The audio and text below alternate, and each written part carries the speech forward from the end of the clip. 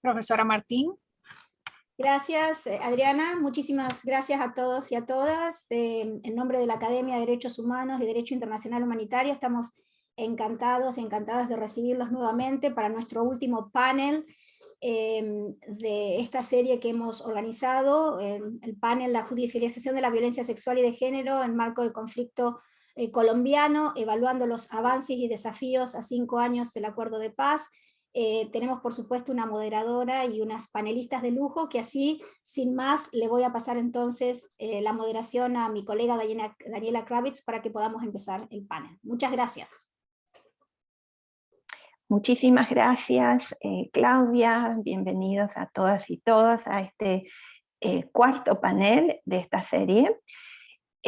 Como ustedes ya saben, este es un evento organizado por la Academia de Derechos Humanos y Derecho Humanitario de American University Washington College of Law y de la Oficina de Investigación de Crímenes de Guerra de la misma universidad, y también por la Red Latinoamericana de Litigio Estratégico en Género, RELEG. RELEG es una red integrada por litigantes, académicos y académicas, juristas, activistas, comprometidos y comprometidas con poner fin a la violencia basada en género y promover mayor igualdad de género en la región latinoamericana. Y todas las panelistas que integran el panel hoy son también integrantes de RELEG. Voy a comenzar presentando a Adriana Benjumea, que es colombiana, es codirectora de la Corporación Humanas Colombia, y entre sus labores Adriana monitorea las políticas públicas en torno a la atención de las víctimas y a través de su organización vela porque no se implementen estas políticas públicas sin una perspectiva de género. Desde el 2016, junto con la Red Nacional de Mujeres y la Corporación CISMA, la Corporación Humanas ha conformado la alianza 5 Claves para un tratamiento diferencial de la violencia sexual en contextos de justicia transicional. Con esta plataforma, la Corporación Humanas ha incidido para que la violencia sexual no fuera objeto de amnistías ni de indultos en el acuerdo entre el gobierno de Colombia y las guerrillas de las FARC, y actualmente desarrollan un trabajo de incidencia en la implementación del acuerdo de paz que incluye los derechos de las víctimas de violencia sexual. Nuestra segunda panelista es Dalila Seoane, de Argentina. Ella es una abogada penalista y es investigadora con perspectiva de género y enfoque interseccional, y su experiencia profesional se focaliza en el análisis criminal, litigio estratégico e investigación de crímenes internacionales. Dalila ha trabajado para distintas organizaciones, asesorando en temas de litigio estratégico y violencia sexual y de género, y es además docente en Derecho Internacional Humanitario y Derecho Penal Internacional y autora de diversas publicaciones. Y nuestra tercera panelista de hoy es Mariana Ardila, que hace parte de la dirección legal de Women's Link Worldwide. Es profesora de posgrados en la Universidad Externado. En Women's Link, Mariana lidera el trabajo de la organización en derechos reproductivos y justicia transicional, tanto en América Latina y Europa.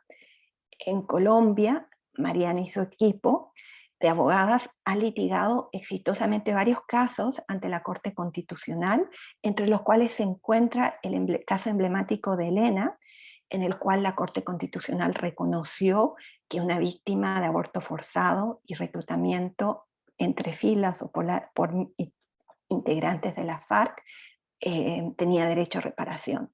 Y además dirigió la presentación de informes ante la JEP y ante la Comisión de la Verdad sobre violencias reproductivas cometidas por la FARC.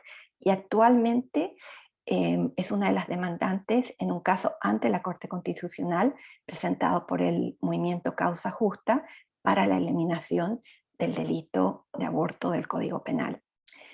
La sesión de hoy se enfoca en los avances y también los desafíos que persisten a 5 años del acuerdo de paz. Y mañana se cumplen justamente 5 años desde la firma del acuerdo de paz. Y me gustaría comenzar el panel con una pregunta para Adriana. Adriana ya he haberte presentado y sé que has estado directamente implicada en todo lo que han sido las negociaciones del acuerdo para integrar la temática de violencia sexual y de género, y actualmente formas parte de la Alianza 5 Claves. Han pasado 5 años desde la firma del acuerdo de paz. ¿Nos podrías, para poder introducir el tema de hoy, dar una visión de contexto sobre cuáles han sido los avances en estos 5 años en la judicialización de la violencia sexual y de género en Colombia y cuáles son los desafíos que persisten? La palabra es tuya, Adriana. Gracias, Daniela. Pues muy buenos días para todas las colegas y para la academia, bueno, y para la red que organizaron este espacio y para todas las personas que están conectadas en este panel. Pues Daniela, es una pregunta que no es tan sencilla. Por supuesto, es fundamental a 5 años de la firma del acuerdo poder revisar como en lógica de balance cuál es hoy el momento, o sea, que es como en qué estamos hoy, cuál es la oportunidad o los avances que tenemos hoy y cuáles son los retos. Yo voy a plantear como 3 avances que me parecen fundamentales y de pronto 3 retos para profundizar seguramente con las colegas.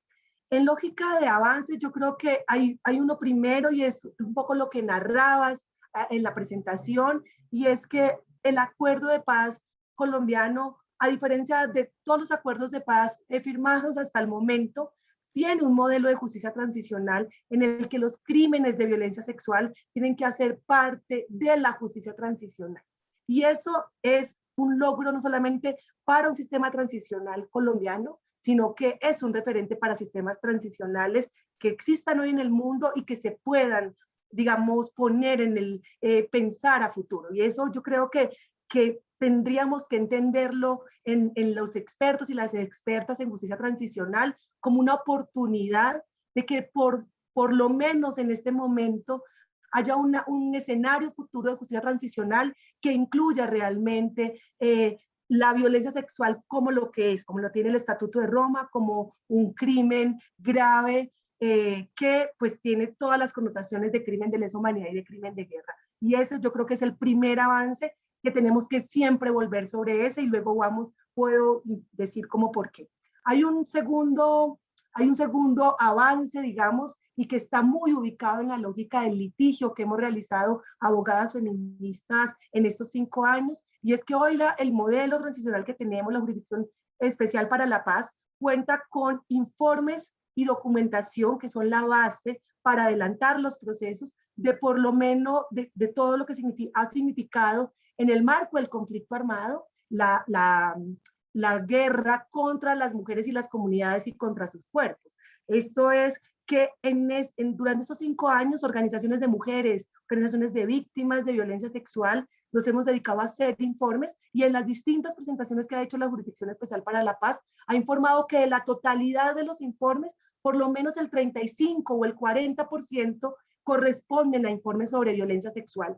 Y eso pone realmente como el foco, como lo que hizo también el acuerdo de paz en las víctimas, y en este caso de la justicia transicional en las víctimas de violencia sexual, mujeres, niñas y personas LGTBI, porque no es gratuito que un crimen que ha intentado ser invisibilizado en la guerra, que ha intentado no relacionarse como una acción de guerra, pues hoy la información con lo que cuenta la jurisdicción, pues es fundamentalmente poniendo de presente eso. Y pues un tercer avance es que en la jurisdicción cuenta con herramientas. Cuando empezó la jurisdicción había lo que se denominaban normas espejo, no había, digamos, referentes con la posibilidad de que recurrieran.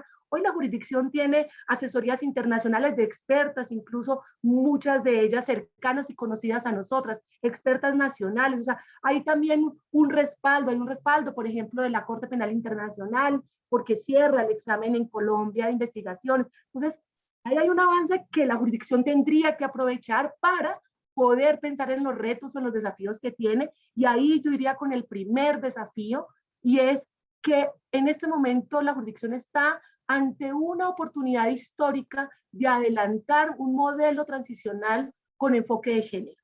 Hasta ahora las decisiones de la jurisdicción dejan mucho que desear en lógica de enfoque y transversalización de enfoque de género, no solamente en casos que tienen que ver, por ejemplo, con secuestro, sino en las mismas investigaciones que se están llevando a cabo en reclutamiento forzado, porque pues Colombia, como saben, en esta jurisdicción pues no ha abierto un caso nacional por violencia sexual, violencia reproductiva y violencia relacionada con la sexualidad de las víctimas, que es una solicitud del movimiento pues desde 5 claves hace más de 2 años, que venimos insistiendo. Además, estas 5 claves que fueron nutridas a lo largo de su historia con Will Slim, que está aquí conmigo Mariana, y con Colombia Diversa. Entonces hay un primer desafío, y pues que ya están los estándares internacionales, que tiene mandatos de relatores internacionales. Colombia no puede, y la jurisdicción no puede desperdiciar la oportunidad histórica que significa adelantar investigaciones y modelo transicional con enfoque de género. Es el primer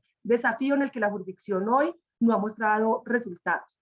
Hay uno segundo muy importante, y de eso tendríamos que aprender mucho del mundo, pues también de vecinos más cercanos, y es el reto que tenemos en reparación para las víctimas de violencia sexual. El modelo transicional que tenemos encuentra unas propuestas de lo que se denomina sanción propia, pero está muy difícil ese escenario futuro en el que hay una respuesta en reparación integral a las víctimas de violencia sexual, a las víctimas de violencia reproductiva y a las víctimas de discriminaciones y violencias relacionadas con su diversidad de géneros o sus opciones sexuales. Entonces ahí hay un reto que sería muy importante seguir indagando. Y hay uno tercero que es fundamental, y es entender el nexo causal de la violencia sexual con el conflicto armado. O sea, entender que la violencia sexual no solamente hace parte de los documentos jurídicos de derecho penal internacional como el estatuto, sino que tiene una relación directa con la guerra que se libró en este país, y solamente cuando se entienda el nexo causal de la violencia sexual con el conflicto armado, podrá pensarse en la violencia sexual como un delito autónomo. En esta guerra podrá adelantarse las investigaciones pertinentes y entender que en los repertorios de los actores armados que han participado en las hostilidades en Colombia, la guerra, pues la violencia sexual fue útil a la guerra, fue posible por la guerra, pero tiene unas finalidades, y eso lo pone en calidad de crimen de guerra, de crimen de lesa humanidad, y podrá entonces la jurisdicción abocarse a investigaciones mucho más integradoras de los derechos humanos de las víctimas de violencia sexual y mucho más reconocedoras de ese tipo penal internacional. Y lo dejo por ahí, Daniela, porque sé que las colegas tienen otros elementos muy interesantes para aportar en esta discusión. Gracias. Muchas gracias, Adriana, por abrir esta discusión y por presentar tan claramente cuáles son tanto los avances como los desafíos. Antes de pasar a otras de las panelistas, me gustaría, si nos puedes explicar un poquito más en detalle el último punto que mencionaste, que tiene que ver con esto del desafío que enfrenta actualmente la JEP, de entender el nexo causal entre la violencia sexual y de género y el conflicto armado.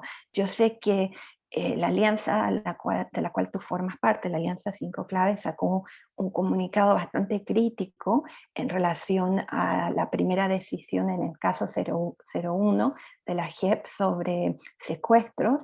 No sé si muy brevemente nos podrías explicar un poco dónde ven ustedes que se está plasmando este desafío, cómo lo ven ustedes este desafío de entender el nexo causal.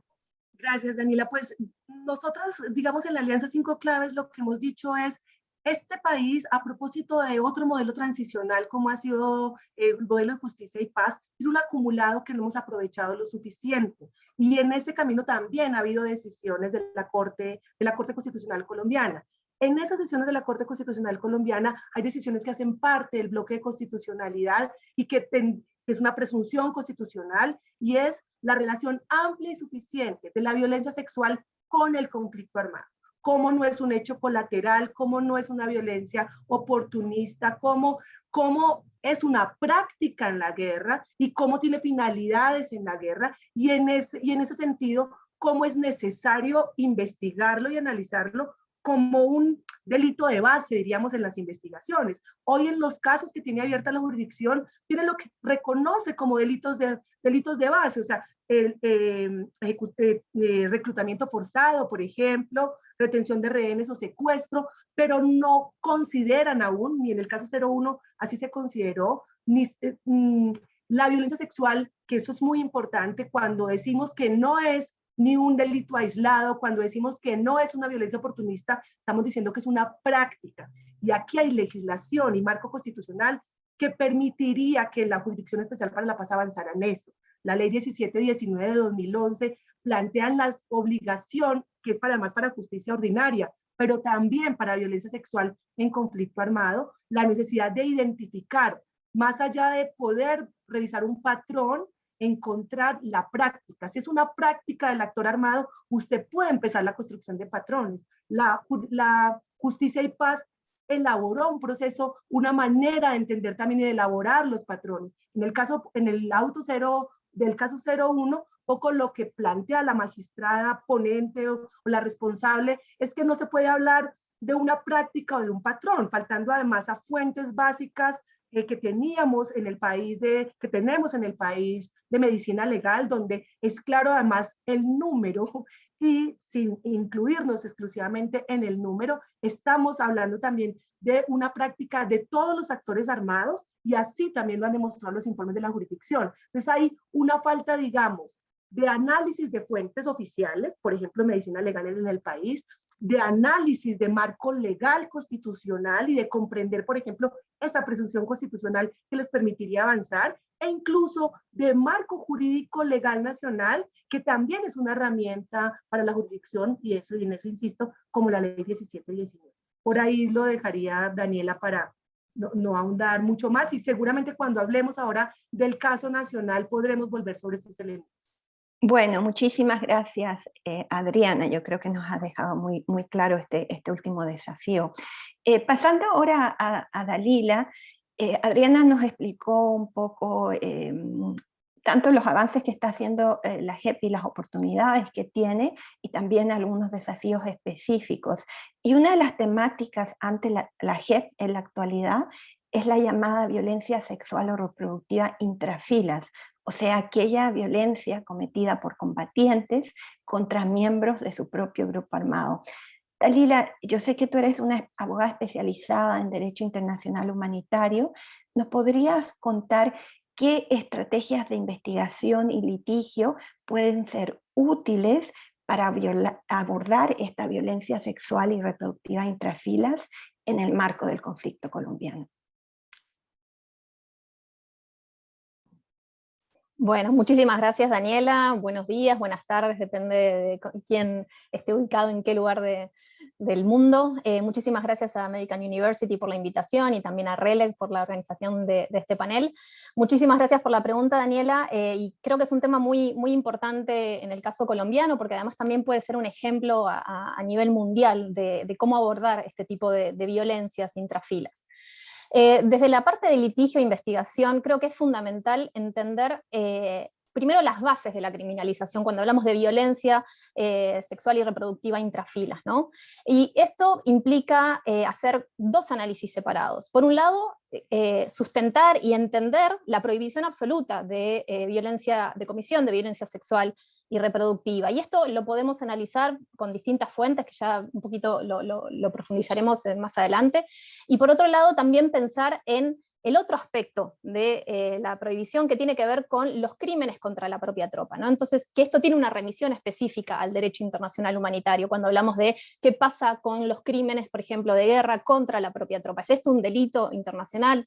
Entonces, si empezamos con esta primera parte del análisis que tiene que ver con la violencia sexual, la prohibición de la violencia sexual y violencia reproductiva, tenemos que irnos obviamente a fuentes fundamentales, ¿no? y que son la piedra angular de muchas de estas prohibiciones, que tiene que ver primero, por un lado, con normas en el sistema internacional, en el sistema universal, en el sistema interamericano, que prohíben de manera indirecta, por ejemplo, la violencia sexual. Es claro que si uno analiza el Pacto Internacional de Derechos Civiles y Políticos, si uno analiza la Convención Americana, quizás no puede extraer especificidades sobre violencia sexual y reproductiva, pero no quedan dudas de que la violencia sexual y reproductiva puede ser subsumida en otros daños: integridad física, integridad personal, libertad de movimiento, en algunos casos tortura. Entonces hay un anclaje normativo muy importante que viene justamente a traer información información desde otros lugares del derecho, ¿no? También podemos hablar de normas dentro del sistema interamericano. Cuando hablamos dentro del sistema interamericano hay infinidad de pronunciamientos por parte de la Corte Interamericana de esta relación, y me parece muy importante el punto que mencionaba Adriana antes, ¿no? La relación del conflicto armado y la violencia sexual, ¿no? Que es algo que es evidente y que cualquier investigador, investigadora, cualquier abogado o abogada que esté analizando estos temas tiene que ponerse esos lentes para identificar qué está pasando con las dinámicas de género y la violencia en tiempos de conflicto armado. Y también otro aspecto que es importante, que viene a sustentar esta prohibición, tiene que ver también con el vínculo tan central que hay entre la violencia sexual y la tortura. ¿Sí? Normalmente nosotras, desde nuestros distintos ámbitos feministas, obviamente que siempre intentamos que estas conductas estén vinculadas a una criminalización autónoma, es decir, que tengamos tipos penales que vengan a visibilizar las dinámicas de género, ¿no? Por ejemplo, bueno, cuando hablamos de violación sexual, cuando hablamos de esclavitud sexual, cuando hablamos de aborto forzado, etc. Vemos un valor agregado en esto, porque justamente vienen a traer cuál es ese bien jurídico protegido, ¿no? Hablando desde perspectiva de derecho penal, ¿no? ¿Qué es esa búsqueda que estamos tratando de visibilizar? ¿Cuál es en esa búsqueda que tenemos que poner el eje? Pero cuando estrategias de litigio concretas no nos permiten esto, porque depende, hay veces que por marcos temporales no se puede, hay a veces que la prueba no da suficientemente para ir en cierta línea, no tenemos que olvidar que muchas de las conductas de violencia sexual, tradicionalmente, ya hablando de los tribunales internacionales, los tribunales ad hoc para la ex Yugoslavia y Ruanda, empezaron criminalizando estas conductas como formas de tortura. ¿Y por qué menciono esto? Porque justamente si pensamos que la tortura es una de las normas más, la prohibición de la tortura es una de las normas fundantes y como se denomina en derecho ius cogens, esto tiene justamente una obligación específica para los estados, en la persecución y en la criminalización de estas conductas. Independiente incluso de si es una práctica o un patrón, hay una obligación estatal en relación a estas conductas. Y si obviamente también pasamos por el derecho internacional humanitario, vamos a encontrar normas específicas que también nos vienen a traer esta prohibición, ¿no? Obviamente que el derecho, si pensamos en el derecho internacional humanitario, vamos a encontrar normas que en algunos casos nos van a parecer retrógradas, cuando hablamos, por ejemplo, de atentado al pudor, ¿no? Que se prohíbe el atentado al pudor. Obviamente mirado desde la perspectiva de hoy vamos a decir, bueno, obviamente que no le encontramos que eso represente realmente el daño que genera un hecho de violencia sexual o un hecho de violencia de género. Pero no obstante eso hay normas, ¿sí? Y estas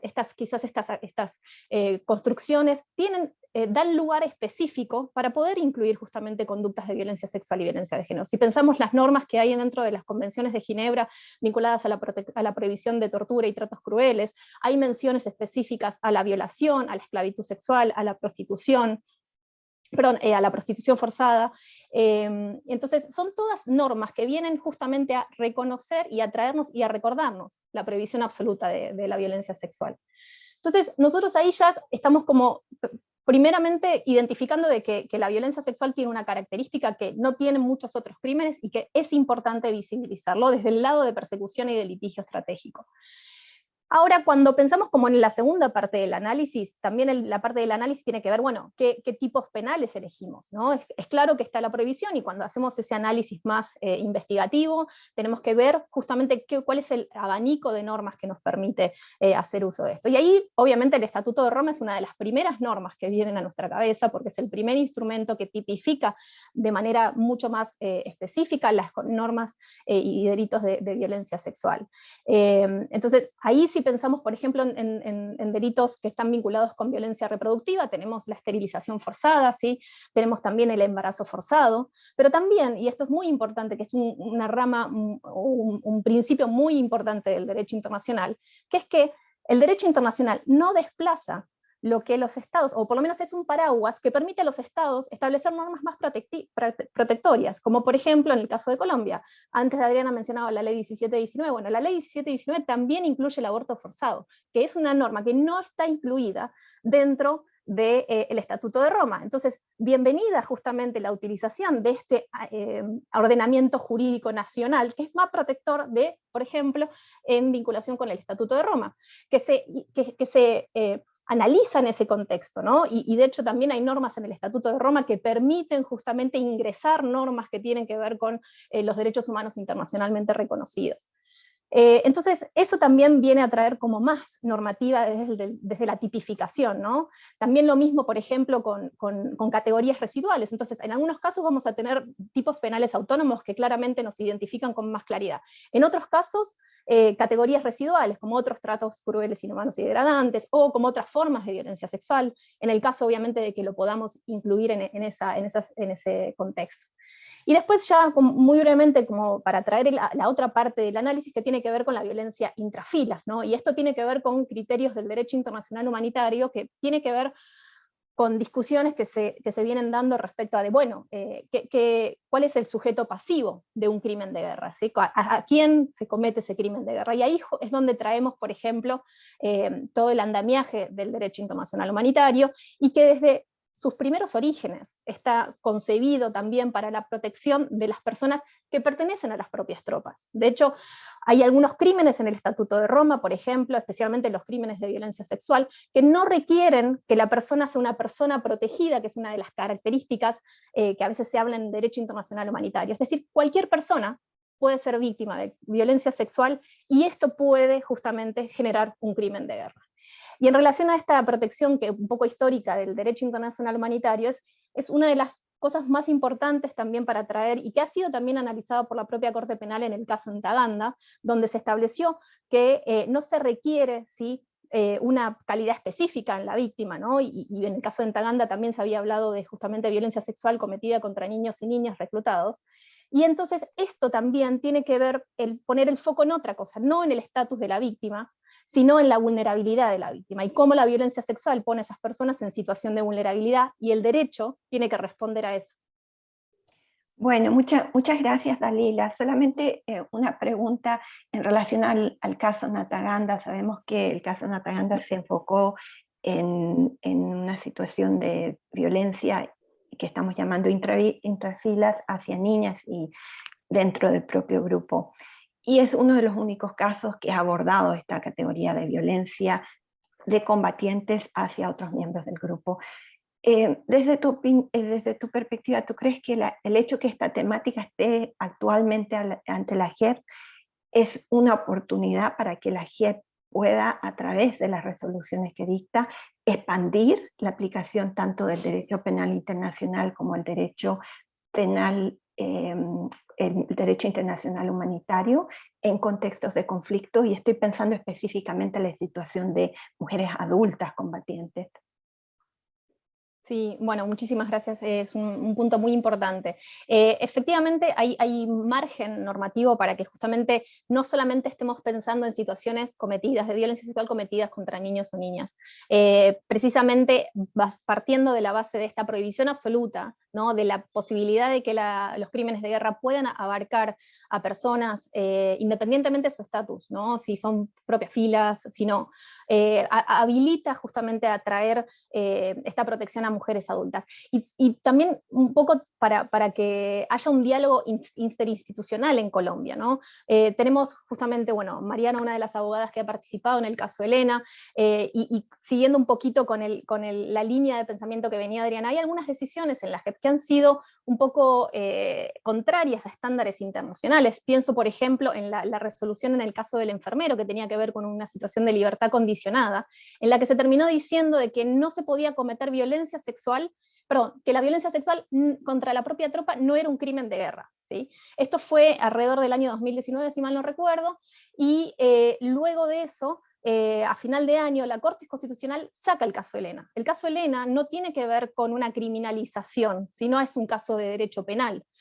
Pero la Corte Constitucional en el caso Elena le habla a la JEP y le dice, ojo, que acá estamos hablando de violencia sexual intrafilas, que como tal puede ser un crimen de guerra, y nosotros como Corte Constitucional estamos reconociendo la calidad de víctima a una mujer que fue víctima de violencia sexual intrafilas. Entonces, es muy importante que haya una coherencia institucional entre los distintos estamentos de Colombia, y que la JEP sea receptiva tanto al derecho internacional como a lo que está sucediendo también en otras instancias judiciales del país. Bueno, muchísimas gracias por esa respuesta. Pasando ahora a Mariana. Mariana, a través de Women's Link has hecho mucho trabajo para darle visibilidad no solo a la violencia sexual, sino también a otras formas de violencia de género, incluyendo la violencia reproductiva. ¿Nos podría decir por qué es importante hacer justicia por crímenes de género más allá de la violencia sexual, específicamente respecto de la violencia reproductiva en el marco del conflicto colombiano? Buenas tardes, creo ya, para todos y todas. Muchas gracias por la invitación al panel. En efecto, Daniela, desde Women's Link hemos tratado de ser como un poco pioneras en este ánimo de hacer justicia, digamos, por todas las formas de violencia que sufren las mujeres en los conflictos armados. Y estamos, digamos, entendiendo violencia reproductiva como efectivamente una forma de violencia basada en género y una categoría de análisis autónoma e independiente de la violencia sexual, que incluye, digamos, todas aquellas conductas violentas que en el marco de un conflicto armado vulneran los derechos reproductivos de mujeres y niñas, tales como el derecho a la salud, decidir libremente el número de hijos e hijas, acceso a la información, autonomía reproductiva, por supuesto, entre otros. Y, digamos, dentro de estas conductas estamos entendiendo acá, por ejemplo, el embarazo, el aborto, la esterilización, la anticoncepción forzada, también tipos de violencia, digamos, institucional que se pueden presentar por parte del Estado en estos conflictos armados. Y hemos visto, cuando, digamos, mientras más nos metemos en este tema, más, digamos, reafirmamos que estas afectaciones a derechos reproductivos ocurren en todos los conflictos armados, guerras, en dictaduras, en escenarios de represión. Lo hemos visto, por supuesto, en Perú, en Argentina, en Colombia, en Venezuela, en Nicaragua. Y en esos contextos también nos hemos dado cuenta, y esto es algo que Adriana también señalaba, que tanto el Estado como actores armados legales e ilegales violan los derechos reproductivos, sea por acción o sea por omisión, e incluso, digamos, llegan a ejercer formas de violencia reproductiva. Y aunque ha habido algunos avances, que ahora voy a hablar de eso, pues todavía vemos que el acceso a la justicia, verdad y reparación por este tipo de violencia es limitado. Particularmente, digamos, y esto habló Dalila, cuando las víctimas están dentro de los grupos armados y especialmente si no son niñas, ¿no? Si no son menores de edad. No hay que desconocer que hay algunos avances. La Comisión de la Verdad en el Perú reconoció que hubo abortos y embarazos forzados producto de violaciones. Sin embargo, digamos, sabemos que quedó un poco por fuera el tema de las esterilizaciones forzadas, que en el plan integral de reparaciones que se derivó del informe, digamos, no se reconoció a las víctimas de violencia reproductiva, sino solo de violación, y que se sigue buscando justicia en Perú por estos hechos. En la Comisión de Timor del Este hubo un poco más de avance, ahí se reconoció que hubo un programa de planificación familiar coercitivo, pero digamos también hubo, digamos, algunas cosas que no se lograron plasmar, por ejemplo, en los programas de reparaciones administrativas, y se ató mucho estas formas de violencia reproductiva como consecuencias de la violación, nuevamente, digamos, como ligándolas indefectiblemente las dos categorías. Y en Colombia, que digamos es el tema que nos trae hoy acá, pues existen únicamente 4 condenas por este tipo de crímenes en el marco del conflicto armado, y únicamente una que reconoce que esta es una práctica, digamos, dentro de un grupo armado, que no es una cosa, digamos, aislada. Esa condena fue hecha en Justicia y Paz, en la Jurisdicción de Justicia y Paz, contra una guerrilla, digamos, pequeña que no es las FARC. Hubo algunas menciones en el informe del Centro Nacional de Memoria Histórica sobre violencias sexuales, pero digamos en el programa de reparaciones administrativas que tenemos hasta el momento, funciona todo muy ligado a los tipos penales de violencia sexual que hay en el Código Penal. Y digamos, por eso es que hemos tenido, por ejemplo, que llevar el caso de Elena a la Corte Constitucional. A nivel internacional, pues por supuesto la condena del caso Owen por embarazo forzado, pues es un avance que hay que reconocer aunque por cómo está en el estatuto, pues se mete igual en la bolsa, digamos, de la violencia sexual, porque así está en el Estatuto de Roma.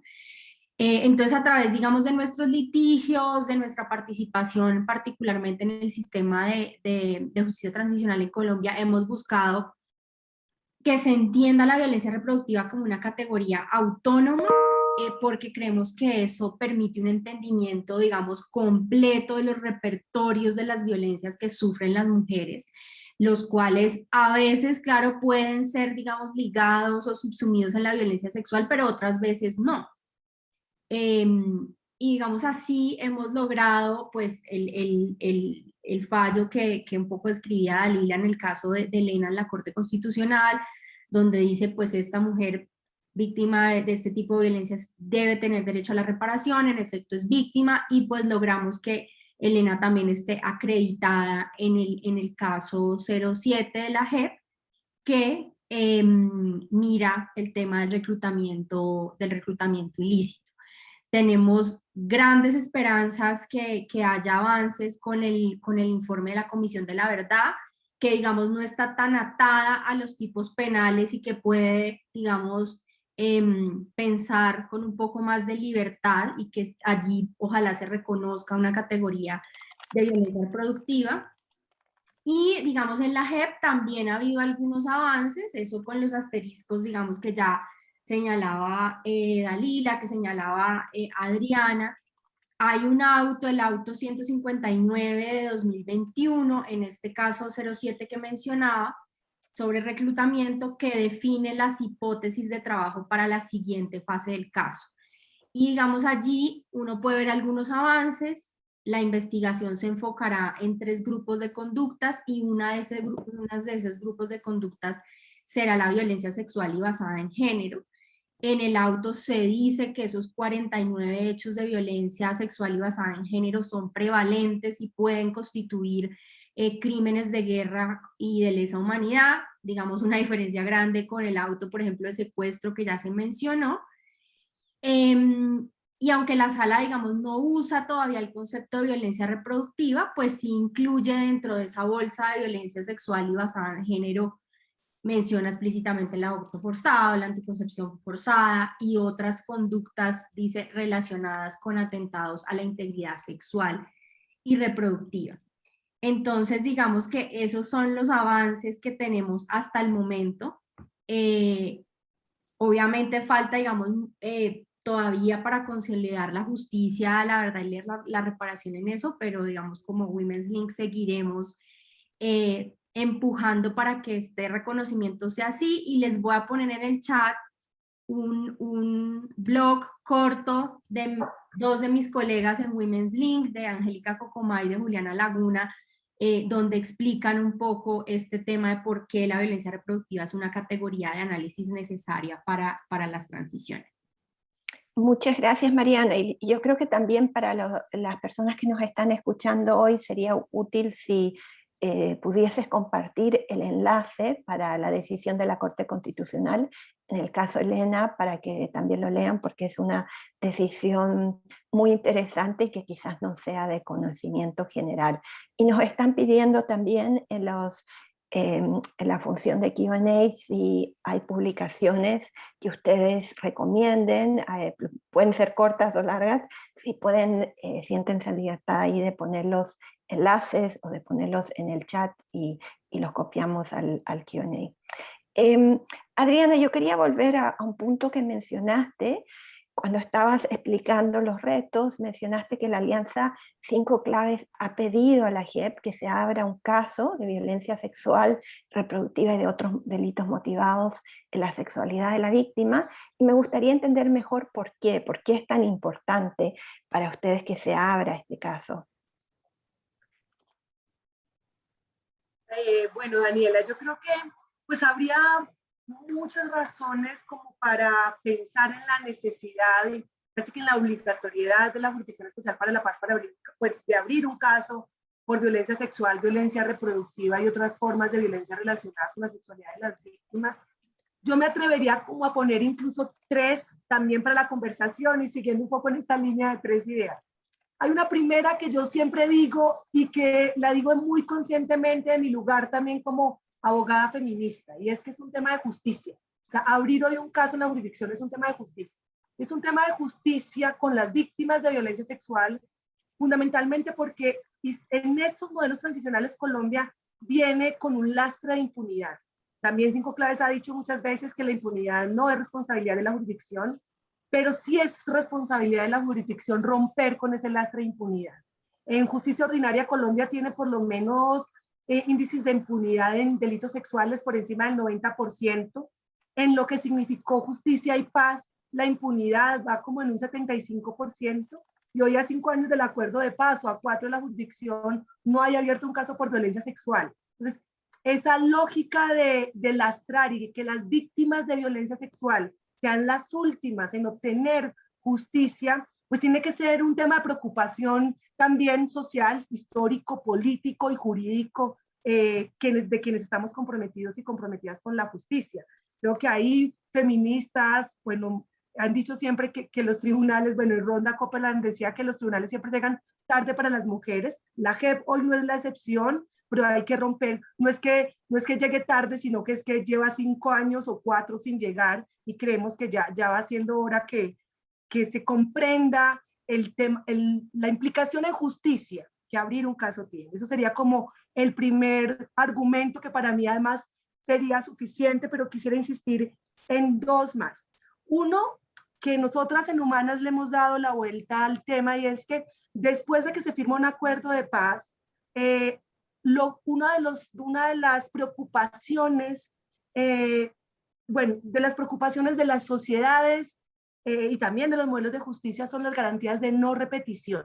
Para nosotras hemos dicho que pues esto que denominamos el poder simbólico del derecho, o sea, que las víctimas hoy sientan que tienen una respuesta en justicia, puede garantizar un camino de garantías de no repetición. Es como pensar que las mujeres y las víctimas sientan que a sus hijas y a sus hijos no les va a volver a pasar esto, que las personas de los movimientos de lesbianas, de trans, de gays, pueden pensar en que en contextos adversos de conflicto no, sus cuerpos y su opción sexual no va a ser nuevamente utilizada para acciones de violencia sexual y de guerra. Entonces ahí nosotros creemos que el poder simbólico del derecho es una garantía de no repetición hoy.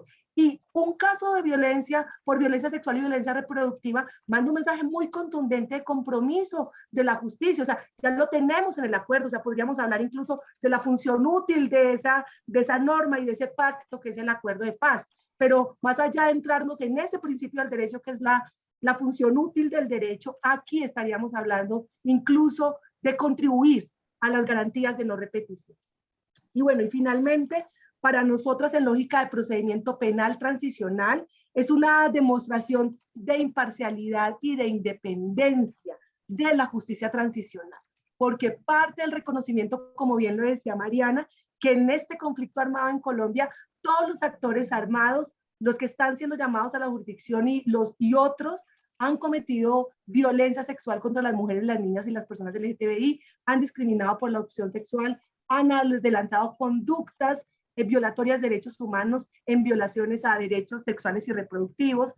Entonces ahí es fundamental que un modelo transicional que le cuesta al país, al mundo, y que simbólicamente tiene un lugar tan importante, haga una demostración procedimental y en derecho y en proceso penal transicional de imparcialidad y de independencia.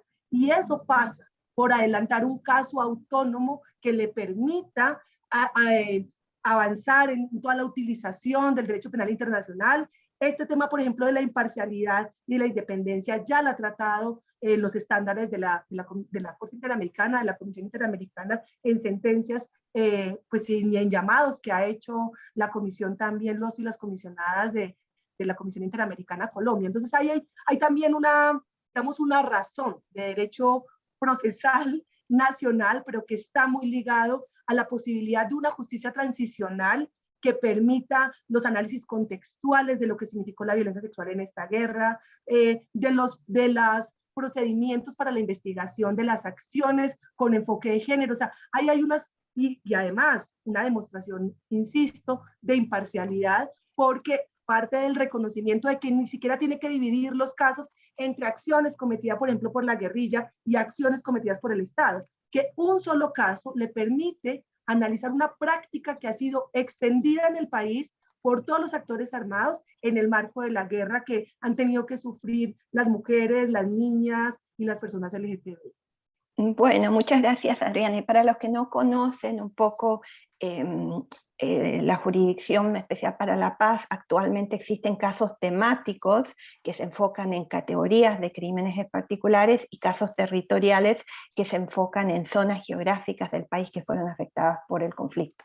Y lo que entiendo que estás planteando, Adriana, y que ha planteado la Alianza 5 Claves, es que se abra un caso temático de violencia sexual y de género que cubra tanto a la FARC como a la fuerza estatal, ¿no? Sí, en algunas declaraciones del presidente de la Jurisdicción Especial para la Paz en Colombia, el doctor Cifuentes, ha planteado la posibilidad de casos sombrilla y demás. Pues él no es el competente para para tomar esta decisión, es la sala, en el tribunal que tenemos en Colombia, pues el competente es la sala de reconocimiento, que pues que hasta el momento no ha manifestado como la posibilidad de abrir este caso, pero en estos casos sombrilla que hablaba el presidente en algunas declaraciones nacionales e internacionales, ha planteado cosas que, por ejemplo, para 5 Claves pueden significar un riesgo más y un obstáculo más para las víctimas. Por ejemplo, pensar en 2 casos dividido por actor armado. Eso genera, y ya tuvimos que haber aprendido, insisto, de justicia y paz, discriminación a las víctimas, que haya unas víctimas de mejor o peor categoría, pues además desconoce que tenemos un ejército nacional que ha sido violador de niñas y violador de mujeres, desconoce que tuvimos pues, que la acción de la guerrilla de las FARC fue acciones de violencia sexual contra mujeres y niñas también campesinas, y eso pues además rompe el principio que 5 Claves siempre ha manifestado, y es: ningún Estado se cuida violando niñas y mujeres, pero ninguna revolución tampoco se puede hacer violando niñas y mujeres. Entonces, partir los casos por actor armado desvirtúa incluso la concepción misma del acuerdo de paz, porque el acuerdo de paz pone a las víctimas en el centro, no puede seguir permitiendo un relato de justicia basada en la versión de los victimarios, y bueno, pues es un proceso dialógico, o sea, de diálogo donde no es buscar, digamos, la venganza con la justicia, pero las víctimas de violencia sexual no están buscando la venganza, están buscando tener un lugar en la justicia que pues les ha sido negado históricamente. Bueno, muchas gracias, Adriana. Y me imagino, como lo habías bien planteado antes, que todo el tema del nexo entre la violencia sexual y el conflicto puede ser de nuevo un elemento complicado si se hace justamente esto de separar los casos en casos de la FARC y casos temáticos de violencia sexual por fuerza estatal. Pero muchas gracias. Me parece que nos quedó bastante claro la posición al respecto. Dalila, volviendo a la temática de la cual estabas hablando tú, de la violencia de género intrafilas, me gustaría que nos expliques un poco más qué demuestran estas violencias intrafilas sobre las dinámicas y estructuras de género que se dan al interior de grupos armados. Muchas gracias, Daniela. Bueno, primero que nada, me parece que es importante entender o como traer siempre esa idea a la cabeza, que es las dinámicas de género hacia adentro de las fuerzas no pueden ser escindidas de las dinámicas de género hacia afuera de las fuerzas, ¿no? Porque estamos hablando de que, y esto es un punto que tiene que ver con un poco lo que traía Adriana, la importancia de no fragmentar el análisis de las violencias de género, ¿no? Porque justamente cuando fragmentamos el análisis de la violencia de género, no podemos ver claramente, por ejemplo, la relación que existe entre la violencia sexual intrafilas, la violencia sexual hacia afuera de las filas, la violencia contra personas LGBTI. Es importante no fragmentar ese análisis de género porque justamente son parte del mismo fenómeno, pero son manifestaciones diferentes.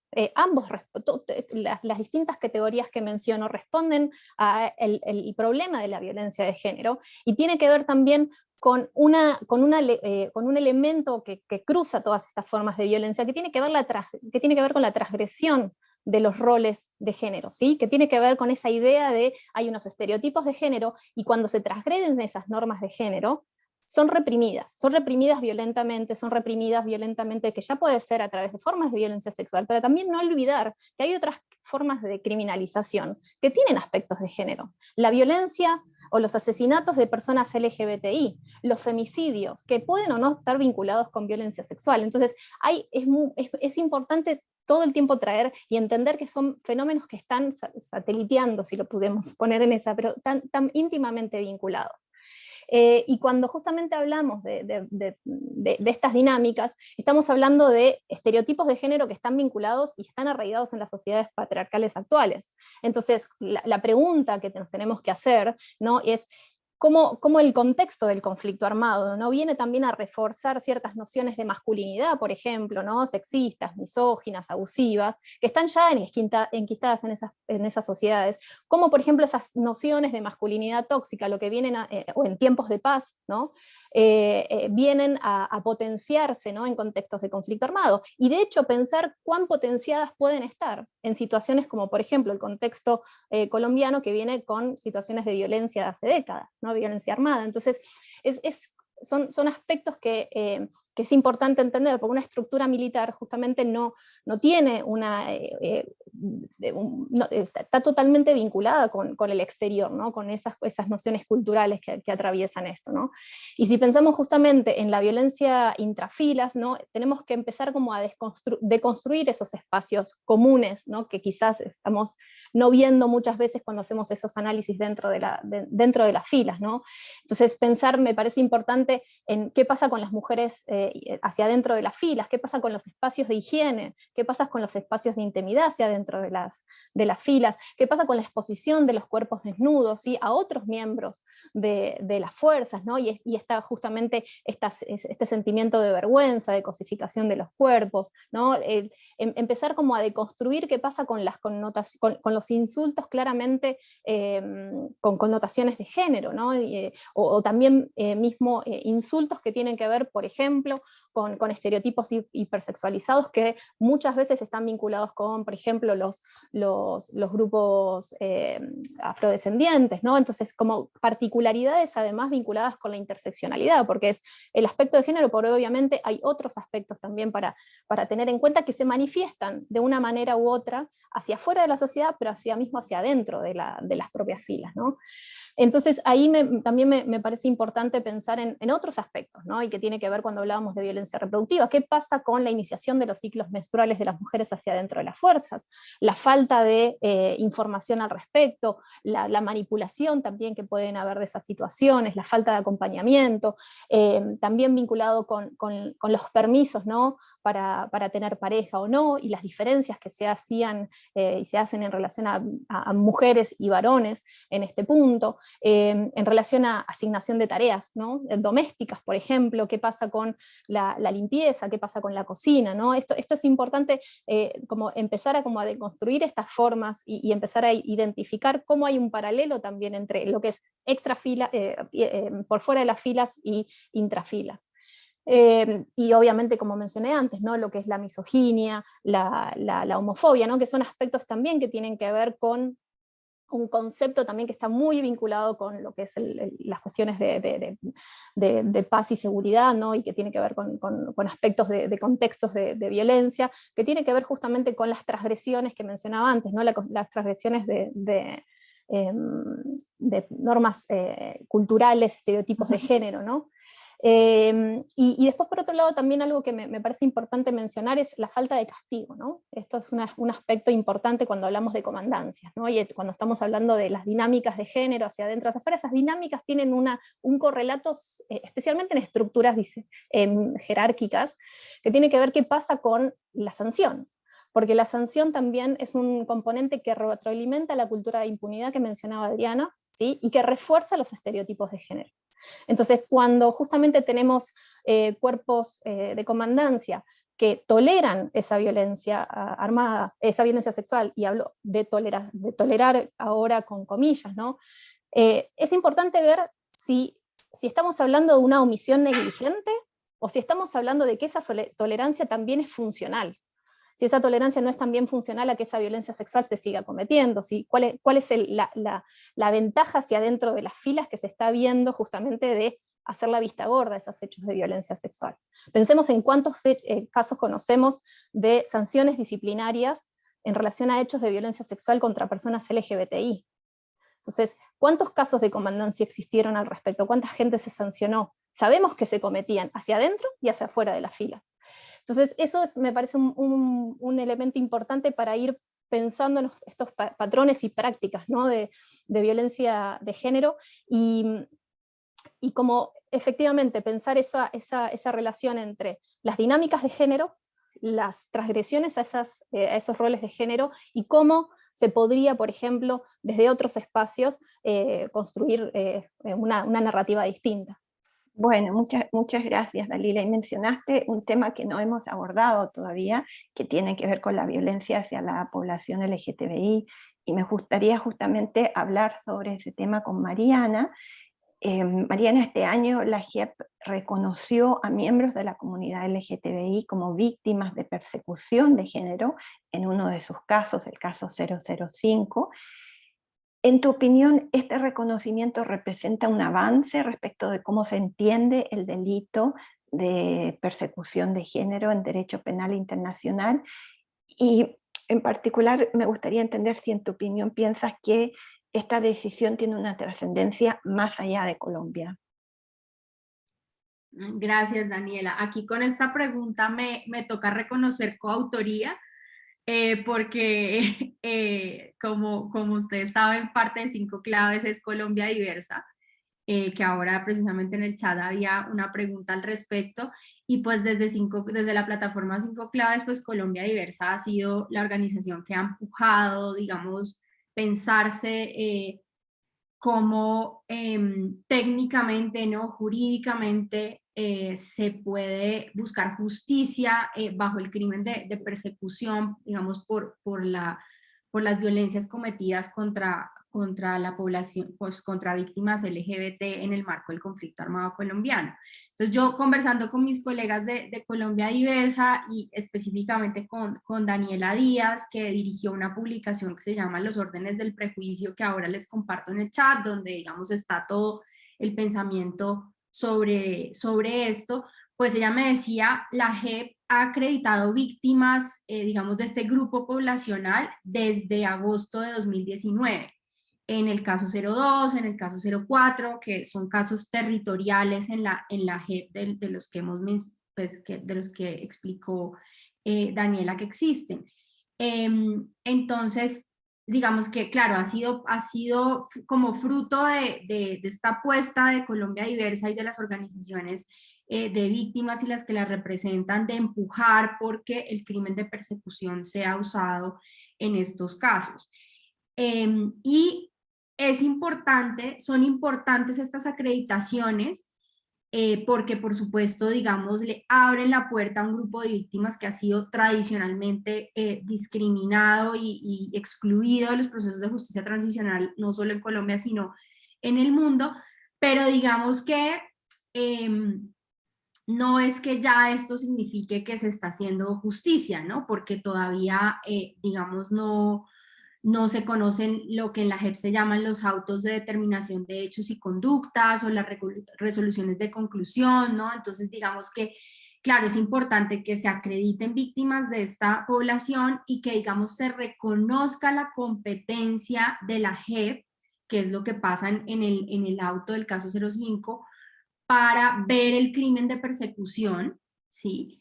Y esto, digamos, es una buena señal y un buen indicador, pero todavía, digamos, se esperan señales más fuertes. Además, después de que, digamos, también como se puede ver en los documentos públicos de la plataforma 5 claves, pues hay obstáculos para la justicia en las preguntas que se están haciendo, en las versiones que están rindiendo las personas que se han sometido a la Jurisdicción Especial de Paz. Bueno, hay una serie de obstáculos que, digamos, no hacen que uno diga, listo, ya, esto está hecho, firmado y ya.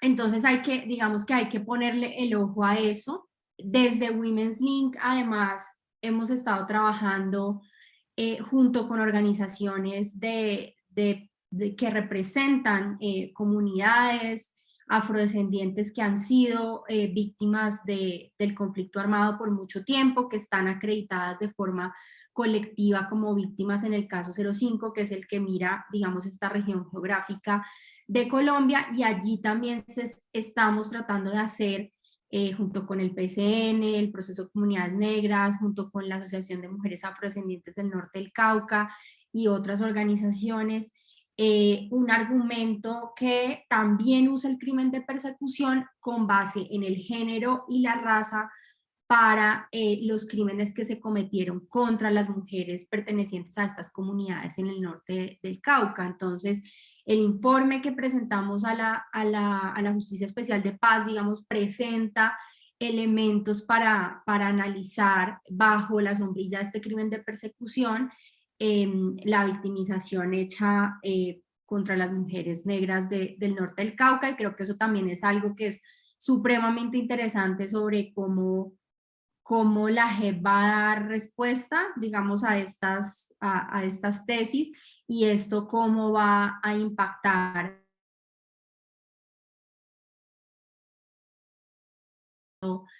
sean tribunales nacionales o regionales o en la misma Corte Penal Internacional.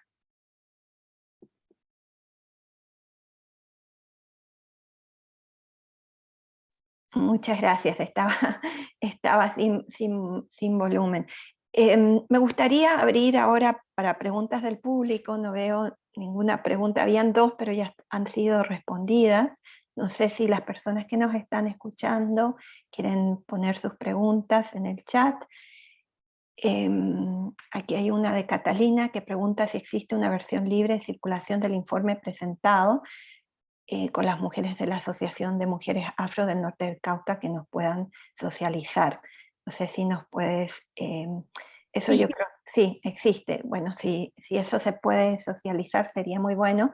Mientras esperamos más preguntas, Mariana, respecto del crimen de persecución, para los que no conocen mucho, este es un crimen que está tipificado en el Estatuto de Roma, y es una novedad del Estatuto de Roma, el que se haya contemplado la persecución por razones de género, pero no es un crimen que está tipificado específicamente en el Código Penal colombiano. ¿Tú ves algún reto particular en que la JEP aborde esta categoría penal en particular? El hecho que no sea una categoría penal tipificada en Colombia? Digamos que eso un poco en el auto en el que la JEP reconoce que tiene competencias sobre esto, sobre este crimen, hacen un poco ese análisis. Digamos, no sería tanto el obstáculo legal, porque dentro de las fuentes de derecho que puede usar la Jurisdicción Especial de Paz están también digamos, el orden internacional, ¿no? Los tratados internacionales, evidentemente incluido el Estatuto de Roma. Habría que ver temas de competencia temporal, evidentemente, pero digamos que al menos desde el punto de vista de que no exista en el Código Penal, no sería un obstáculo insalvable, sería algo que habría que explicitar, explicar por qué, bajo el principio de legalidad, digamos, flexible, etcétera, pero no lo veo yo como un obstáculo, y la JEP al parecer tampoco lo ve, porque está reconociendo, al menos preliminarmente, que tiene una competencia al respecto. Bueno, muchas gracias. Diana nos pregunta si tienen alguna idea del por qué no se ha abierto el caso de violencia sexual como caso nacional, y consideran que la transversalización del enfoque de género en los casos abiertos contribuiría en algo a la deuda de la justicia que la justicia tiene frente a los hechos de violencia sexual. Y esto quiere decir el hecho de que se incorporen o se haga referencia a hechos de violencia sexual en otros casos, como por ejemplo los casos territoriales. No sé, Adriana, si tú quieres responder esa pregunta. Gracias, Daniela, y muchas gracias por esa pregunta. Sí, empiezo por la última parte, porque sí creo que es muy importante reconocer, y creo que lo hemos dicho en otros momentos, el tratar en otros casos, como bien explicó Daniela, hay unos casos temáticos y hay unas situaciones que están ubicando también el análisis territorial. Entonces, por supuesto que los avances que se han dado hasta el momento, tanto de la participación de las víctimas, del litigio de las organizaciones y por supuesto de la posibilidad de la jurisdicción de incluir algunos temas de género y superar obstáculos, ha sido a partir de los casos ya existentes, donde yo creo que ha habido buenas prácticas, ha habido unas conversaciones interesantes con algunos magistrados y magistradas de la jurisdicción para superar conjuntamente esos obstáculos. Hay, por ejemplo, una práctica que ha sido muy, digamos, que nosotras como abogadas que hemos estado también ahí hemos valorado muchísimo, y es la posibilidad de entender antes, por ejemplo, en las preguntas, en los momentos de preguntas que se hacían, en los interrogatorios que se hacía a los comparecientes, se ubicaba una sola diligencia para lo que tenía que ver con delitos de violencia sexual y se preguntaba por el contexto.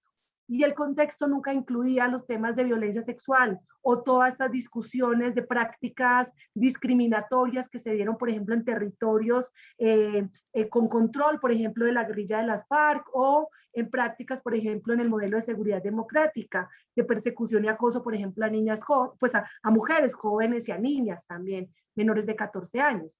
Sin embargo, en este diálogo, digamos, entre litigantes y la jurisdicción, entender que la violencia sexual en cualquiera de sus prácticas en el marco del conflicto armado hace parte del contexto, que no se comete en la estratosfera, sino por supuesto en un contexto de control territorial, de dominación territorial, por ejemplo, de modelo de seguridad democrática, o por ejemplo intrafilas, como bien lo planteó Dalila, pues eso ha sido un avance de conversación con la jurisdicción. Entonces, por supuesto que los casos abiertos han avanzado en elementos de superación de obstáculos, pero pues la apertura del caso nacional creemos que garantizaría otros métodos probatorios de avance también del derecho penal internacional y por supuesto de avance de un modelo transicional que dé mayor respuesta a las víctimas. Saber por qué no, si hay una negativa a abrirlo, pues la jurisdicción ha planteado razones económicas, pero pues para nosotras sí es una discusión fundamentalmente de voluntad política y de justicia. O sea, creemos que ahí tendría que centrar la jurisdicción porque incluso en momentos de mucha más avanzada la jurisdicción ha dicho que tiene como una lista de prioridades. Entre ellos estaría abrir un caso nacional por desplazamiento forzado, uno nacional por desaparición forzada y como en un tercer lugar de prioridad el caso de violencia sexual. En todo caso es muy extraño que si usted reconoce que por encima del 30% de sus informes son informes de violencia sexual, pues aún así se niegue por razones económicas o incluso de priorización a pensar que no sería un caso para abrir y que tendría que seguirse trabajando en los casos territoriales o en el nexo con otros crímenes como por ejemplo el reclutamiento forzado o por ejemplo la retención de rehenes o secuestro como lo conocemos popularmente. Bueno, muchas gracias. Mariana, veo que tienes levantada la mano, no sé si es para responder alguna de las preguntas en el chat o para complementar lo que estaba diciendo Adriana. Para complementarlo de Adriana con un ejemplo, digamos, concreto, y que Dalila cuando habló me hizo pensar en esto. Por ejemplo, lo que pasó con el caso de secuestro, ¿no? Como dice Adriana, que lo conocemos popularmente. Claro, un poco lo que faltó en ese auto fue hacer todas esas preguntas que estaba haciendo Dalila, ¿sí? Entonces en el auto se menciona, por ejemplo, como anecdóticamente, había una mujer secuestrada, embarazada y ya. Y entonces un poco era, bueno, si ustedes reconocen en el auto que hay que hubo un número importante de mujeres embarazadas, de mujeres secuestradas, solo esa quedó embarazada durante tanto tiempo, durante años de cautiverio. O sea, ¿qué preguntas se hicieron, por ejemplo, sobre las formas de violencia reproductiva que pudo haber en el marco del secuestro? Y realmente no conocemos la respuesta, o sea, ¿cómo se están haciendo esas preguntas? a veces la respuesta era, bueno, si las víctimas no nos cuentan sobre eso, pues nosotros no podemos como revictimizarlas preguntándoles sobre cosas íntimas. Y bueno, uno creía que ya eso estaba superado, digamos que ya hay una forma y una técnica, obviamente, de hacer preguntas sin revictimizar, pero que también se sabe que muchas veces estas formas de violencia ni siquiera se identifican por la misma víctima como formas de violencia, porque no se pregunta. Entonces es como, claro, ¿eso hubiera podido pasar en el caso temático de secuestro? Sí, claro, pero no pasó. Entonces es lo que nos está mostrando, digamos, con evidencia que hay un vacío, y que ese vacío, digamos, por todas las consideraciones, digamos, metodológicas, incluso económicas, podría ser llenado de una mejor forma si hay, digamos, un caso, digamos, nacional en el que permita concentrar los esfuerzos en superar estos obstáculos de cómo hacer las preguntas, cómo no revictimizar. Y otro tema del que no hemos hablado es un obstáculo ha sido el tema del nexo con el conflicto armado. Pero el otro obstáculo ha sido que pegarse del número de casos como forma para negar una generalidad o una sistematicidad de las políticas y de las prácticas, ¿no? Cuando ya también, digamos, la Corte Penal Internacional con pocas víctimas, si uno lo quiere ver así, pocas víctimas, porque ya sabemos todos los obstáculos que existen en estos tipos de violencia, ha derivado en que hay crímenes internacionales, pero se sigue diciendo, tráiganos más casos, necesitamos más casos, los casos no son suficientes. Entonces, un caso nacional, creemos desde la plataforma 5 Claves, podría solventar un poco todos estos obstáculos en vez de, digamos, esfuerzos separados que, como dice Adriana, no se excluye el hecho que haya un caso a que la transversalización siga y de pronto se pueda ver mejorada por los avances que se den en un caso nacional. Claro, hay lo que te refieres tú es que a veces a nivel de aplicación de estos conceptos, de los elementos contextuales, tanto de crímenes de guerra como de crímenes de lesa humanidad, se tiende a buscar una práctica generalizada o sistemática de un tipo penal en particular, de una conducta en particular, y no se vinculan los hechos individuales con otros repertorios de violencia. Entonces ahí se cae en esta situación de pensar que si no se prueban grandes números de hechos, entonces no estamos frente a un crimen internacional, claro, que es un error bastante común que vemos no solo a nivel de jurisdicciones nacionales, pero también a veces también en decisiones internacionales. Hay varias preguntas todavía que han venido del público, pero antes de volver a las preguntas, un tema que no hemos abordado, que quizás Dalila como penalista nos podrías ayudar con esto, tiene que ver con la atribución de responsabilidad, que también es un desafío importante que enfrenta la JEP. El modelo colombiano es distinto al modelo que están ocupando otras jurisdicciones nacionales en la región, como Argentina o Guatemala o Perú, en el sentido de que se basa en aceptaciones de voluntad de responsabilidad por los comparecientes, y solo en una segunda etapa se pasaría a un juicio más tradicional, por decirlo. No sé si tú ves actualmente en la práctica de la JEP algunos desafíos particulares en materia de atribución de responsabilidad. Sí, gracias Daniela por la pregunta. Creo que obviamente en términos de desafíos que tiene la JEP son muchos en términos generales. Creo que la violencia sexual y de género, como bien comentaban mis compañeras, tiene particularidades y en formas de autoría y participación es uno más de esos desafíos. Del conocimiento que yo tengo sobre la jurisdicción y en general también un poco de las prácticas que hay alrededor de la violencia sexual, es el no reconocimiento, ¿no?, por parte de quienes presuntamente están identificados como perpetradores o perpetradoras de estas prácticas. Entonces es muy posible que la jurisdicción se encuentre litigando en términos de derecho penal tradicional en estos temas, ¿no? Y esto es muy importante también para prever obstáculos legales, ¿no? De hecho, cuando pensamos en, bueno, una teoría de un caso, cuando estamos pensando en cómo vamos a probar, es importante pensar en el aspecto legal, ¿no? Qué calificaciones vamos a utilizar, en el aspecto fáctico, cuáles son los hechos jurídicamente relevantes que voy a tomar, y a nivel probatorio, cuál es la prueba que me prueba eso, ¿no? Porque no vamos a estar probando todo, sino lo que es jurídicamente relevante. Y pensando en términos de formas de participación y de atribución de responsabilidad, creo que por un lado, obviamente, la atribución a comandancias es un tema importante a tener en cuenta. Como un poco mencionaba antes, creo que hay muchos elementos importantes a considerar en relación a cuál es el rol de la comandancia en la represión de hechos de violencia sexual, en la sanción, ¿sí?, de estos hechos y la prevención de estos hechos. Cuando mencionaba antes esto de la tolerancia, obviamente que pueden haber, y esto, bueno, está ya vinculado con el Estatuto de Roma, el artículo 28, que tiene que ver con la responsabilidad de superiores, esta forma de omisión, ¿no? De no controlar debidamente lo que hacen los subordinados, y por eso atribuirle a la comandancia esas acciones.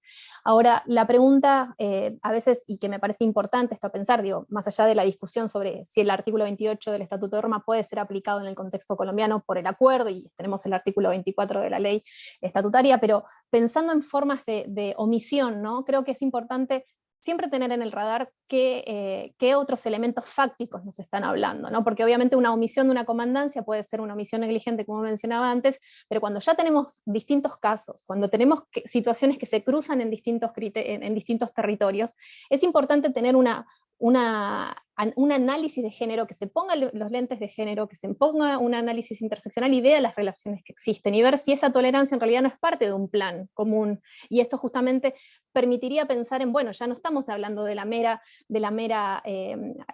omisión, sino una comisión por omisión, justamente, que ya nos va a hablar de otro tipo de atribución, de otro tipo de elemento subjetivo, y que es relevante. Y después también ver los hechos, qué nos dicen los hechos. En algunas situaciones, y esto ha sido desarrollado por distintos tribunales internacionales, hay elementos que nos permiten identificar que hay hechos de violencia sexual que se pueden haber cometido o se podrían cometer, ¿no? Indicadores de previsibilidad de los hechos de violencia sexual. Entonces, cuando hablamos de estos indicadores, sabemos que el reclutamiento de niños y niñas es un indicador de que es posible que se cometa violencia sexual. ¿Qué hizo la comandancia en relación a esos hechos? ¿No? Frente a hechos de violencia que se estaban cometiendo intrafilas, ¿qué hizo la comandancia para que los hechos que se cometieron sean reprimidos? Para cuidar a esas niñas, ¿cómo se cuidaban la intimidad de esas niñas frente a otros miembros? ¿Cómo se disponían los cuerpos? Entonces, es un deber activo también de esa... Y esto, de hecho, pensándolo en términos del derecho internacional humanitario, hay obligaciones que surgen de los protocolos adicionales sobre las comandancias que tienen que tomar medidas al respecto. Entonces, es una mezcla de distintos entrecruces, ¿no? Primero, ver esos indicadores, por ejemplo, prácticas violentas que había contra determinadas comunidades, y también tomar si lo trasladamos en términos de, algunos penalistas seguramente me van a criticar por esto, pero pensar en el deber de debida diligencia reforzada también en términos de contexto, ¿no? De conflicto armado, ¿no? Entonces, bueno, comandancias, saber que si hay una posibilidad de que la violencia sexual se cometa contra niños y niñas, tomar acciones preventivas. Esto es algunas líneas de reflexión nada más. Claro, y bueno, sí, y como bien indicas, cuando existen estos factores de predictibilidad y no se toman las acciones por un periodo prolongado y de tiempo en un territorio extenso, también me parece que es importante, bien como lo señalas tú, no partir de la base que la única forma de responsabilidad que cabe es la omisión, sino que ahí ya hay un dolo detrás, ¿no? Eso es lo que entiendo que estás planteando. Hay un cierto dolo eventual de que se cometan estos actos, y que esto puede ser parte de una misma política de control o de un plan que está implementando un grupo armado. Si te entiendo bien, iba por esa línea tu intervención. Quedan un par de preguntas más y no quiero que se nos acabe el tiempo sin responderlas. Una es de Catalina, dice, ¿cómo les ha ido en la construcción de consensos y o respaldos al interior del heterogéneo movimiento de mujeres y feministas colombiano para imprimirle más fuerza a la petición de la apertura del macroclaustro de violencia sexual en la JEP? y me refiero a otras redes y plataformas de organizaciones de mujeres, por ejemplo, la Cumbres de Mujeres por la Paz, Ruta Pacífica, etc. Y hay una pregunta de Lucas que tiene que ver más con la capacitación de funcionarios públicos y la ley Rosa Elvira Celi, que impone una obligación tanto para el Ministerio de Educación, el Ejecutivo y el Poder Judicial de capacitar a funcionarios en temas de género. Y Lucas pregunta si la Fiscalía ha realizado alguna capacitación, pero qué ha pasado con las otras ramas. Y una última pregunta viene de Sandra, que tiene que ver con si se ha tipificado el crimen de persecución por razones de género en algún país. Bueno, les dejo esas preguntas, no sé quién se anima a responderlas. La de Catalina sobre el movimiento de mujeres, Lucas sobre la ley Rosa Elvira, y después de Sandra de la tipificación del crimen de persecución por razón de género.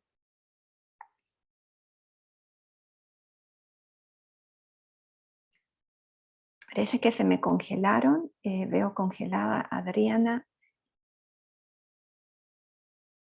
No sé si soy yo nomás. Ups. Ahí, Mariana, Mariana, volviste. No sé si quieres, porque parece que se nos cayó Adriana, no sé si quieres tomar la de la construcción de consensos y respaldos al interior del movimiento de mujeres. Sí, claro. Pues desde, digamos, no solamente desde 5 claves, y menos mal volvió Adriana acá también para que me complemente, hemos visto que hay otras organizaciones que no hacen parte de la plataforma 5 claves y que, digamos, han entregado informes y están litigando, digamos, casos están representando judicialmente mujeres víctimas de estos tipos de violencia, que también, digamos, han hecho llamados a la JEP en el mismo sentido de que es necesaria la apertura de un caso, digamos, que mire a profundidad estos tipos de violencias. Ahí, Adriana, no sé si quieres hablar un poco más al respecto, tú que tienes la historia de sobre todo sobre la construcción de consensos. La pregunta dice el heterogéneo movimiento de mujeres, pero yo sé muy bien, conociendo el contexto colombiano, que el movimiento de mujeres no siempre es tan heterogéneo. Entonces, claro, no, nosotras hace 2 años como 5 claves hicimos la solicitud, tuvimos una reunión muy importante en ese momento con la que era la presidenta de la Jurisdicción Especial para la Paz, pero no podríamos desconocer para nada que en estos 2 años y durante los últimos años, pues muchas expresiones, como bien estaba diciendo Mariana, del movimiento de mujeres, han solicitado y están interesadas en seguir respaldando la solicitud del caso nacional. Supimos que posteriormente a nuestra solicitud, por ejemplo, Víctimas y Profesionales, una red también en Colombia, hizo también esa solicitud. Con otros respaldos, por ejemplo, en la misión de verificación, entendemos que la Cumbre de Mujeres también ha solicitado o ha estado interesada en solicitar o respaldar el hecho de que se abra un caso nacional. Entonces, decir que cada vez la apertura del caso nacional cuenta con más apoyo, como bien dice la persona que pregunta, de redes nacionales, internacionales y por supuesto también de apoyos de institucionalidad nacional e internacional. O sea, la Oficina de Derechos Humanos de la Alta Comisionada de las Naciones Unidas en Colombia ha también posibilitado el diálogo y ha preguntado a la jurisdicción como en el marco de su mandato y las posibilidades de la apertura del caso nacional, el PNUD, algunos expertos y expertas internacionales. Entonces, digamos que ahí también 5 claves ha buscado consensos en academia, en la red, por ejemplo, de litigio internacional, en las colegas que conocen también estos temas en el mundo realmente y que pueden también impulsar eso. Entonces, por supuesto que hoy no es una búsqueda árida, hoy más organizaciones, institucionalidad nacional e internacional está interesada en respaldar el caso. Bueno, muchas gracias. ¿Y alguna de ustedes se anima a responder la pregunta sobre la ley Rosa Elvira Celi y esta obligación de capacitar en género en temas solamente Daniela, y yo estaba diciendo ahorita al principio que realmente en todo el funcionariado en Colombia es muy preocupado por una formación en género. Si se mira, por ejemplo, comisarías de familia, ministerios, a los estamentos del Ministerio de Justicia, la Fiscalía, la misma Jurisdicción Especial para la Paz, ha estado interesada en formaciones con expertas nacionales e internacionales. Entonces, digamos que la formación y la capacitación y la asesoría del funcionariado en Colombia ha sido interesado. Eso no lo soluciona todo, es muy importante, pero no podríamos desconocer que hay un interés generalizado del funcionariado en Colombia y el ejecutivo en Colombia de formar a sus equipos de trabajo. Esto tiene, digamos, pues funciona en algunos casos, pero en otros todavía falta muchísimo, también por la rotación de equipos de trabajo y demás, que podrá ser otro panel de conversación. Sí, sí, podríamos hablar realmente por mucho más tiempo sobre el impacto que tienen estas capacitaciones y qué cambios se están viendo a través de estas capacitaciones. Una última pregunta de Sabrina: ¿qué posibilidad de intervención tiene la JEP en casos de violencia de género a través de redes sociales, en los casos en los que se entiende que tiene jurisdicción por los sujetos comprendidos? No sé si alguna de ustedes quiere tomar esa pregunta. No sé si termino de entender bien la pregunta, si se refiere a hechos de violencia que estén manifestados contra personas o colectivos específicos. Si fuera ese el caso, creo que hay una cuestión importante de investigación detrás que se tiene que llevar a cabo para poder atribuir justamente esos hechos en redes sociales a grupos que tengan, que estén dentro de la jurisdicción personal, ¿no? de la JEP, así como de la jurisdicción material y temporal. Hoy en día, pensando en formas de atribución o identificación de presuntos perpetradores y perpetradoras, hay muchísimas herramientas que se pueden utilizar en redes sociales para identificar quiénes están detrás de esos dichos. Eso es lo que se me viene como en relación a esa pregunta en particular. No sé si mis colegas tienen algún otro punto de análisis. Creo que lo otro podría ser de pronto en el marco, digamos, de medidas de protección contra mujeres abogadas que estén trabajando digamos, que estén participando en el sistema y que sean víctimas de algún tipo de amenaza, digamos, derivada de su participación en el proceso en redes sociales o algo, me imagino, obviamente ahí se tendría que actuar como frente a cualquier, digamos, incidente de seguridad que tenga relación con la participación en el proceso. Bueno, muchas gracias. Veo que ya llegamos al fin del tiempo que teníamos para esta conversación, y también veo que ya hemos cubierto, quedó pendiente una pregunta de Sandra sobre el país que ha tipificado el crimen de persecución de género. La verdad que yo personalmente no tengo esa información, pero habría que ver los países que han incorporado el Estatuto de Roma en su legislación, si alguno ha también incorporado esa tipificación en particular, pero lastimosamente no tengo esa información. Pero bueno, vamos a cerrar el panel de hoy.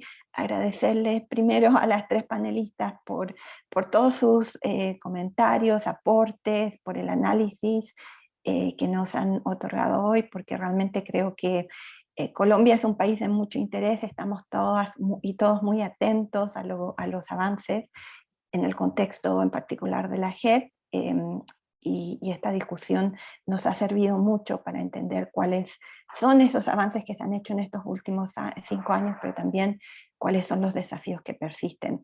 Y también agradecer mucho de mi parte a la Academia de Derechos Humanos, a la Oficina de Crímenes de Guerra de American y a RELEC por haber organizado este panel, el cuarto de una serie.